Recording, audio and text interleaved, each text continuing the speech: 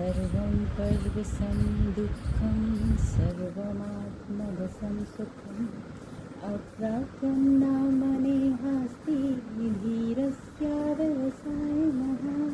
এই শ্লোকটা হচ্ছে মনুসংহিতার শ্লোক। এই শ্লোকটা আপনাদের বললাম কারণ এই শ্লোকটার একটা খুব ভালো মানে আছে। মানেটা হলো এরকম যে আপনারা যদি পরনির্ভর হন তাহলে কিন্তু দুঃখ, আর যদি নিজের উপর নির্ভর হন তাহলে সেখানে সুখ। কারণ সর্ব আত্মাতেই ঈশ্বরের বাস। আমরা ঈশ্বরকে খুঁজি না, আমরা নিজেদের খুঁজি না, আমাদের ভিতরেই সাক্ষাৎ ঈশ্বর আছেন।